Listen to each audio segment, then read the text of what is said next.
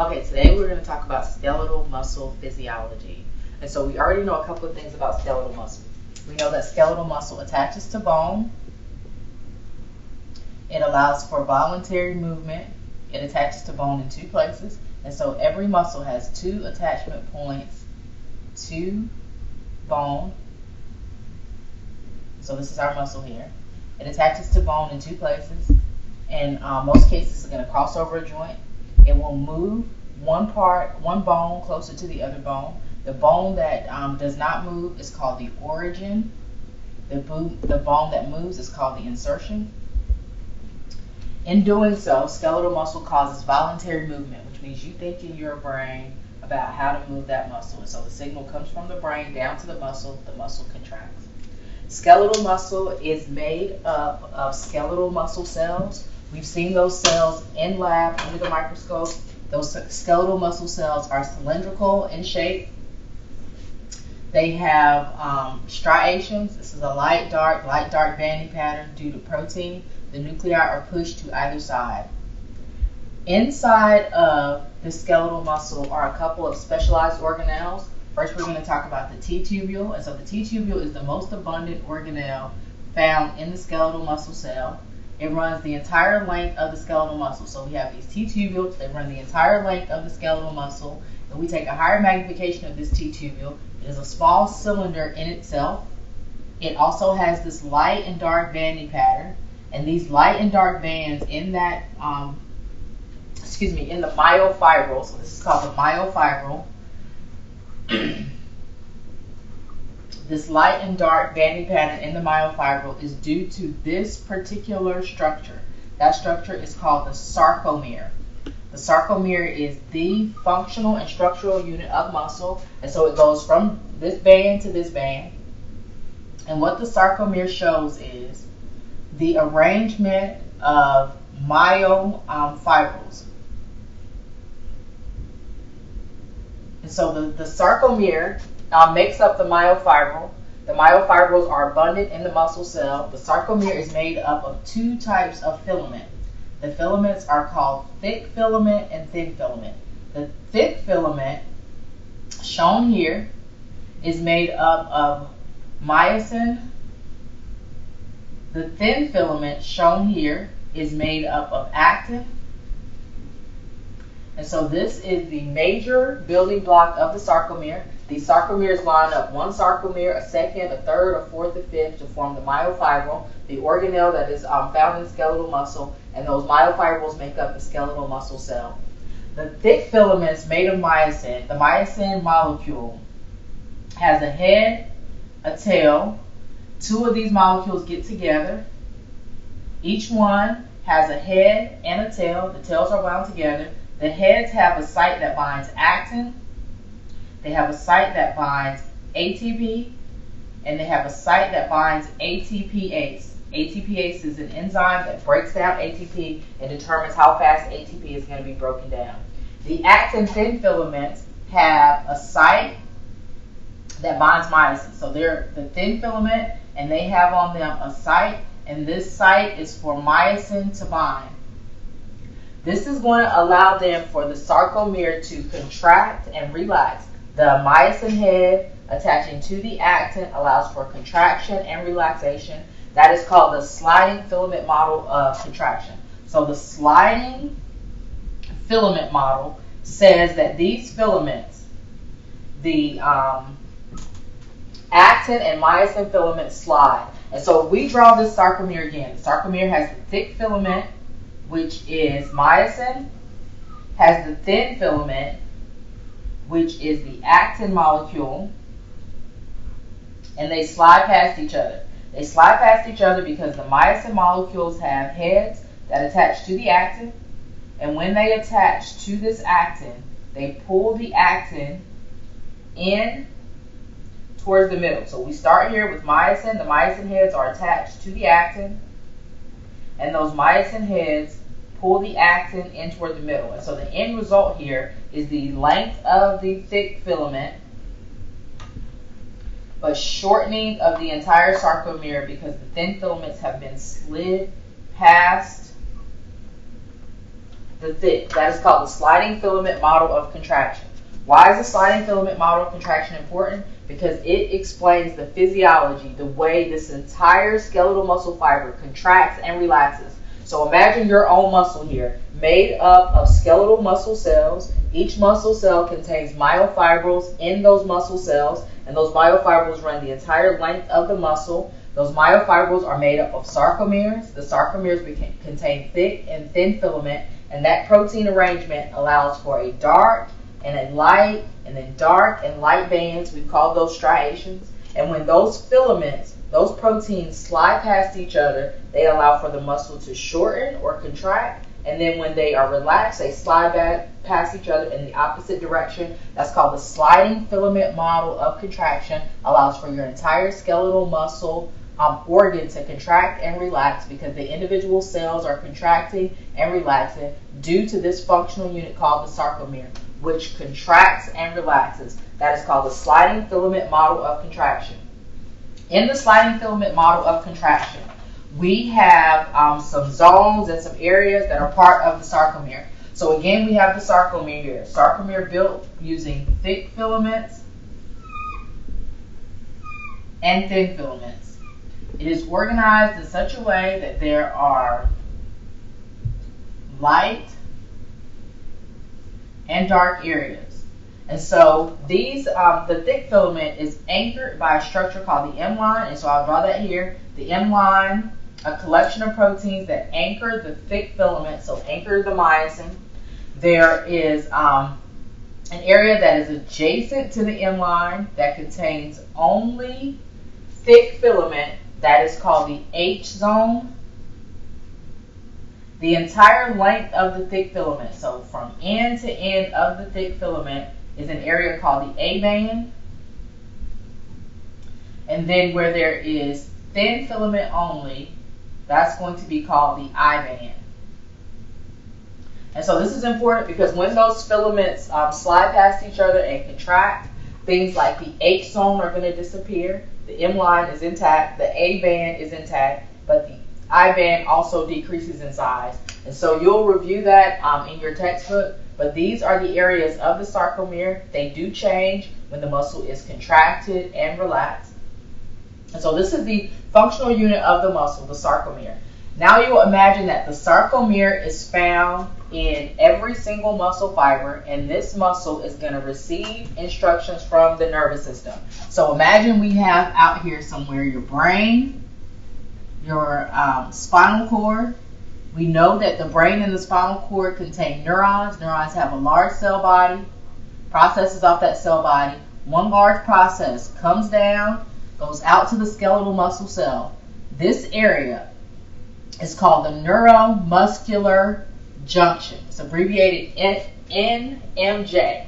That is for the neuromuscular junction. And what that means is this is the junction, the area between the nerve and the muscle. This is how the nervous system sends its signal to muscle. Skeletal muscle is under voluntary control, and at this neuromuscular junction, the stimulation of the nerve is transferred to the muscle cell. And so I'm going to draw for you an enlarged version of the neuromuscular junction. So imagine we're at the neuromuscular junction. This represents the nerve, and is a specific portion of the nerve or the neuron, and this is called the axon of the neuron. Is going to communicate with the skeletal muscle cell. So we have the skeletal muscle cell here, and so this is the skeletal muscle cell, and in this muscle we have all those structures we talked about. The sarcomere, the myofibrils are inside the muscle. In this muscle, at the neuromuscular junction, you have the signal coming from the nerve down to the muscle. And so this is an enlargement of that neuromuscular junction. This entire area represents the neuromuscular junction. This part of the axon, the end of the axon that contacts the neuromuscular junction, is called the axon terminal. This part of the muscle This is the sarcolemma, the plasma membrane of the muscle. It has these folds in it. It's called the end plate of the skeletal muscle. The folds are called junctional folds. And there is a space between the nerve and the muscle, and this space is called the synaptic cleft. This entire structure is an example of a synapse. So the neuromuscular junction is a synapse, and that essentially means this is an area where the nervous system is going to communicate with the muscle. It does so using a chemical. So the nerve sends its signal down to the axon terminal. That means that you have in your brain thought about which muscle you want to move. That signal comes from the brain down through the spinal cord to the muscle. When it gets to this axon terminal, the last portion of the axon of the neuron, this axon terminal is going to contain vesicles. We know that vesicles are packages of protein and lipid that are made, in this case, by the neuron, but are going to be used by another cell. These vesicles contain a protein. That protein is called acetylcholine. It's abbreviated ACH. And so we have acetylcholine here, abbreviated ACH. That acetylcholine, when the signal is received at the nerve, this signal causes calcium to come into the axon. That calcium is coming in through proteins. Those proteins are transmembrane proteins. They open in response to this change in electrical stimulation at the nerve. This is called a voltage-gated calcium channel. And so that voltage-gated calcium channel opens, calcium rushes in. The calcium then causes these vesicles of acetylcholine to exocytose. They're going to release acetylcholine. And so imagine that we have now this vesicle exocytose its content. So it contains acetylcholine, this protein, and that protein is exocytosed here in response to the electrical signal that came down the nerve, opened these voltage-gated calcium channels. The calcium caused these synaptic vesicles containing acetylcholine, a protein made by the neuron that's going to act on the muscle to be released. That acetylcholine, once released, binds to its receptor. A receptor, if you'll remember, is a transmembrane protein, and so it's a protein that's embedded in the plasma membrane. In this case, these proteins are abundant at this area called the junctional folds, and so now you see the importance of the folds. The folds increase the surface area so that we have more area here for these receptors. These receptors are called acetylcholine receptors. That means that this acetylcholine will bind to its receptor. Once it binds to its receptor, it's going to cause now an electrical response inside the muscle cell. So the binding of acetylcholine to the receptor causes a series of events that are going to now occur in the skeletal muscle cell. So acetylcholine binds to its receptor. This receptor is a transmembrane protein. That protein is then going to allow for sodium to rush into this cell, while potassium rushes out. The rushing in of sodium is going to change the resting membrane potential. So if you'll remember, the resting membrane potential is maintained. So let's go down here. The resting membrane potential is maintained by the sodium-potassium pump. And we've said that that sodium-potassium pump uses ATP to move 3 sodium out of the cell, 2 potassium into the cell, that there are leaky potassium channels that are allowing for potassium to leak out of the cell. There are leaky sodium channels that are allowing for sodium to leak into the cell. The overall ion difference here allows for a slight positive outside the cell and a slight negative inside the cell membrane. And so with that resting membrane potential in mind, think about if this acetylcholine receptor allows more sodium to come into the cell and more potassium to leave, it is going to change that resting membrane potential. And it changes the resting membrane potential because we have these positively charged sodium ions rushing in. They're coming in faster than the positively charged potassium ions can leave. And so it changes here locally that resting membrane potential to positive inside this muscle cell. And that change in resting membrane potential from negative to positive is called depolarization. That depolarization happens locally, so it's happening here only at the end plate. And that local depolarization is called the end plate potential. That is called the end plate potential. It is the local depolarization, the local change in resting membrane potential. And what that has now done is excited this muscle cell, but it has only excited it here at this area called the end plate, where the nerve contacted the muscle. And so that signal is then going to be transferred through the entirety of the muscle cell. So down here we have the resting membrane potential in place, but we also have a specialized organelle in muscle called the T-tubule. And what the T-tubule is going to do is it is continuous with this plasma membrane. It ensures that the signal that was received here at the end plate can be spread throughout the entire muscle cell. So if you imagine that here are channels inside of the muscle cell these channels are called the T-tubules. They're going to spread this signal from the end plate deep into the muscle. So this end plate potential spreads. It is initiated here. It spreads through the entire muscle cell from the end plate, goes down the T-tubules, and the T-tubules are now ensuring that this signal goes throughout the entire muscle to all the other parts of the muscle, down through the muscle. The signal is being transferred through the T-tubules. Once that signal gets down through the muscle, it is going to activate the rest of the muscle. And so that step, depolarization, is going to continue through the entire muscle, and it's just generally called depolarization. So we start with the end plate potential, and then that depolarization, the change in charge, changing this resting membrane potential from slightly negative on the inside of the cell to slightly positive on the inside of the cell as compared to the outside of the cell, is called depolarization. It is spread through the entire muscle cell by the T-tubules. That then activates the skeletal muscle. Once the skeletal muscle is activated, it is going to release calcium.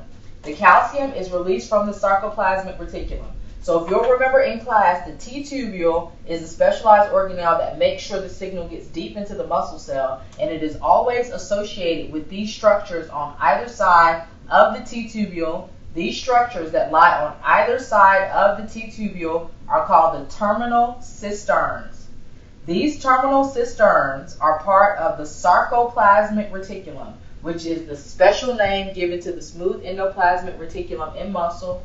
And these terminal cisterns store calcium. So when the T-tubule triggers the signal, or the signal is received from the T-tubules onto the sarcoplasmic reticulum, the sarcoplasmic reticulum releases calcium. And so this calcium is released inside of the muscle cell. So you imagine that inside this entire muscle cell, in response to depolarization, is the release of calcium. That calcium that is released is important because calcium is going to be responsible for regulating your muscle's contraction. And so what calcium does is, in the sarcomere we have the thick filaments and the thin filaments. The thin filaments are actin, and the thick filaments are myosin. And in the sarcomere, the actin is being blocked. So this is the sarcomere, and the goal of contraction is to contract the sarcomere. Once calcium is released from the sarcoplasmic reticulum in the muscle in response to that depolarizing signal being spread by the T-tubules, the calcium binds to the thin filament actin. So if you imagine that this actin thin filament formed here has the myosin binding site, but is being blocked. So these sites are being blocked by another protein complex. Those proteins are called troponin and tropomyosin.